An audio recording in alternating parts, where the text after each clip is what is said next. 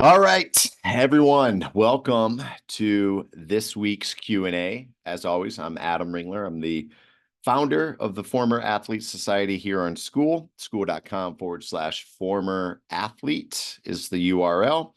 Welcome. So if you're watching this on YouTube or anywhere else, you have the link. You can sign up today and you can join our school community. This school community provides you access to the education modules. Those modules are chocked full of content regarding both video content of different webinars, different educational pieces centered around your performance, around body, around your training, around your mentality, applied sports psychology, essentially fueling and managing and mitigating recovery through proper training. So all of those things are included in the classroom module. In addition to those things, okay, boy, I can't minimize this. In addition to those things, you do have access to our leaderboard. That leaderboard provides you an opportunity to compete through engagement, through commenting, through sharing, through participation on the community discussion boards, through watching the educational videos. Every single time you do something within our community, you get a point.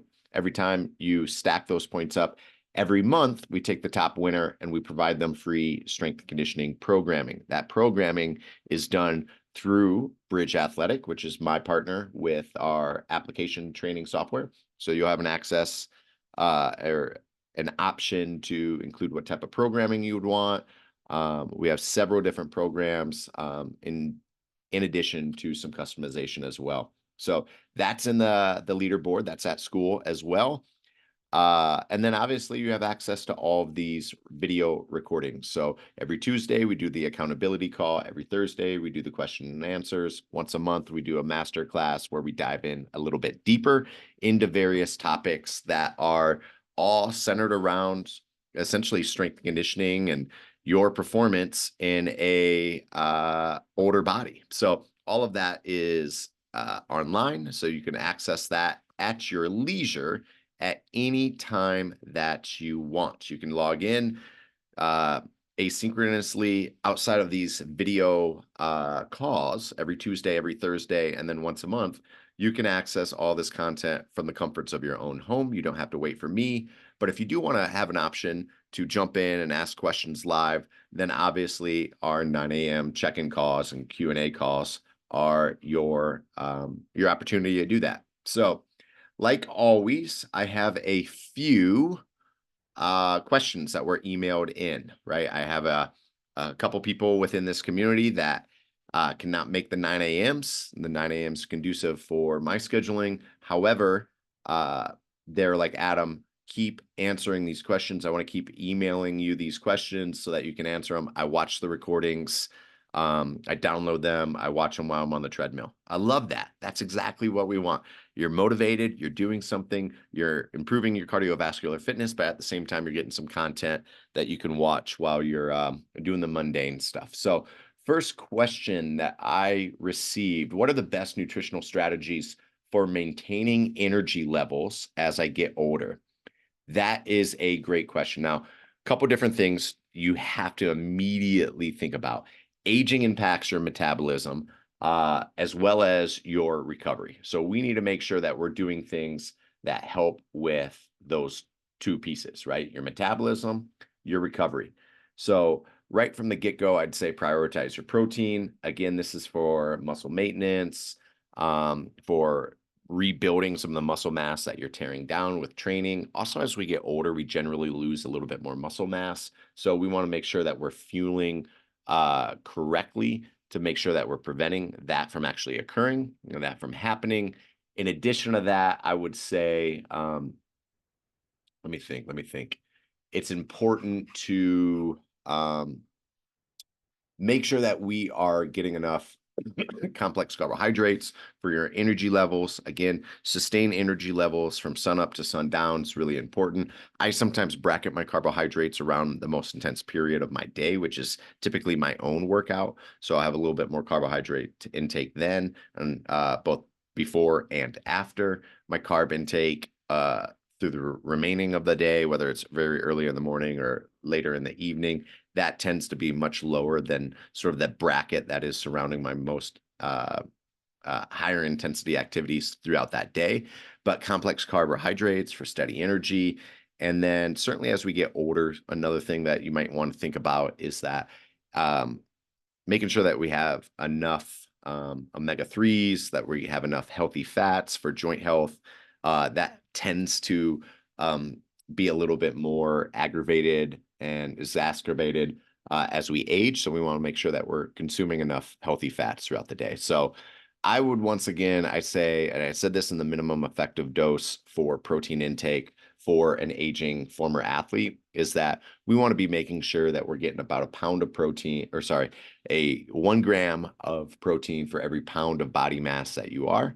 So doing that, staying hydrated, limiting your refined sugars, and prioritizing nutrient-dense foods, you do those things, you're going to be in really good shape. Another question that was emailed in, I want to make sure I cover this one. How can I modify my diet to support recovery after intense workouts now that I'm a little bit older? So again, recovery tends to slow with age. So I used to be able to recover immediately after the most intense training session, be able to go back into the gym later that evening or the next day. Those days are long behind me. So nutrition plays a huge role in mitigating and managing your recovery. So focusing post-workout nutrition, replenishment of carbohydrates or glycogen, making sure we get enough amino acids or proteins in our body to support muscle repair. So again, nutrient timing. Actually, I've heard a couple other podcasts lately that said that nutrient timing is less important than most people think. I still think trying to get about 20 to 30 or upwards to 40 to 60 grams of protein immediately after your workout, making sure that we get some carbohydrates immediately after your workout, between 1 to 2 hours post-workout, and then obviously making sure that we're consuming enough anti-inflammatory foods. So things like berries and fatty fishes, turmeric, things like that. General avoidance of pro-inflammatory type of foods. So things that have a lot of like omega-6s cooked in a bunch of different seed oils. Those things have a tendency of increasing inflammation in our body, making us feel a little bit more terrible than what it is, and negatively impacting your recovery after tough training sessions. Let's see, I'm trying to go through my email right now. Okay, next question. How do I safely modify exercises for common injuries like bad knees or shoulders? I have both. I have terrible knees and terrible shoulders, but I do a couple different things. Like obviously, thorough warm-ups are all helpful. You want to make sure that you're protecting your joints, right? Reducing impact where you can, prioritizing some stabilization exercises when you're going for heavy loads. So I tend to also have some auto-regulatory aspects. I listen to my body. That's just something with 30 years of weight room training in my life. Like I know when my shoulder's feeling a little achy, when my knee's feeling a little bit achy. It goes without saying, focusing on proper form, mobility exercises, all of those things are really important. I don't do a bunch of high impact cardiovascular work, sprinting, things like that. I do a bunch of zone 2, I say lower intensity, but my heart rate's still within zone 2. But uphill treadmill walks, things like that, that's generally pretty low impact. I know some people that really like to alternate and do some cycling and do some swimming. I'm not a big swimmer. I sink like a rock. But for bad knees, again, listen to your knee joint, respect your knee joint. Obviously, for me, I'm a little bit more agile in that if my training program calls for squatting one day and my knee's really inflamed for whatever reason, I probably won't squat. I'll probably do some single leg exercises, single leg press, things like that. Things to mitigate for some of those injuries. So the biggest thing I'd say is just be really smart, be flexible with your plan. I continue to advocate for flexibility, not stretching wise, although that's fine, but flexibility in your approach to executing what your plan is. So if your plan calls for bench press and your shoulders or elbows are achy, right? Maybe change the exercises that day. Listen to your body, respect it, treat it well. If your program calls for squats and your knees are hurting or your back is hurting, like respect that. Try to change the modality up to allow you to still get a really effective training. Again, we talked about this on the accountability call. When I was talking about getting over the sickness that I've been dealing with for the last almost week now, 7, 8 days at this rate, in that Dan Path, legendary strength conditioning coach, used to try to make plan B as close to plan A as possible. And that's what I would certainly recommend in answering this question. Uh, Next one, what role does sleep play in recovery and performance for aging athletes? How can I improve it? Well, sleep is tough, right? But sleep is so critical for hormone regulation, recovery, your overall health. Aging can certainly disrupt your sleep. We want to make sure that we improve on our sleep hygiene, number one. So, establishing a consistent sleep schedule, trying to create a cool, dark sleep environment. I think of like a cave, like a bear. You want it dark, you want it cold. The avoidance of screen time is something that's also highly recommended. So avoiding screens 1 to 2 hours before bed. I like to take a magnesium supplementation that helps me sleep a little bit. So I have a sleep snack that I end up generally taking that certainly helps me sleep. But again, I try to avoid melatonin or anything like that. But you might want to work with an RD or consult your doctor with sleep supplementations, things like that. But I'm a big fan of those things. I wear some blue light blocking glasses later in the evening. I try to, again, reduce the stimulatory type of activities that might negatively impact my sleep. Obviously, my caffeine intake, once it gets past 12 p.m., I am no longer consuming any type of caffeinated beverages because, again, the half-life of caffeine can negatively impact your sleep. So just some sound advice as far as trying to improve your sleep hygiene is certainly recommended. We're getting about 15 minutes in. I want to answer one more question. How do I handle cravings or overeating on weekends while staying on track with my goals? This is a phenomenal question. So often I see athletes or former athletes that go 5, 6 days straight, and then they come off the rails for the last day. So again, we got to recognize older athletes have a slower metabolism. So balancing those indulgences with consistency is super key. We want to make sure that we plan meals ahead of time during the weekends. We want to allow for some small treats throughout the day or throughout the week, just again, like cheat meals, if you will, to prevent feeling, somewhat deprived. Obviously, portion control is really important. So I travel, I have my lunchbox here through Yeti. It has a kitchen scale in it. So anywhere I go, I bring my kitchen scale.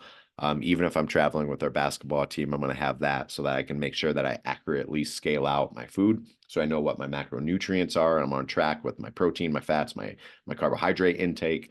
That's not being crazy. That's just being very disciplined and accountable to your nutritional goals. Doing those things tend to help a lot of people really sort of mitigate overeating as they go through their day. So I had 5 questions here. I answered all 5 of them for you. Like I said, if you got anything out of this, I want to hear in the discussion below. So leave some comments. Let me know what you thought about this material, what resonated. Again, whether it's nutritional strategies for maintaining your energy levels, if it's about recovering now that you're a little bit older, modifying exercises based on previous injuries or listening to your body.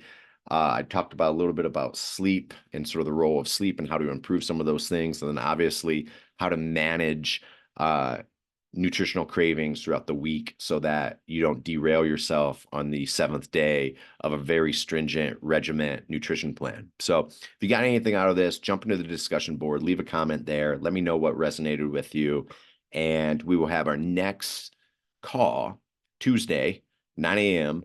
And that will be our accountability call, setting ourselves up for success for the remainder of the week. As always, I appreciate every single one of you. I'm rooting for you. I'm coaching for you. And if there's anything we can do, make sure you hit me up on the discussion boards and we'll go from there. Appreciate you. Have a great week.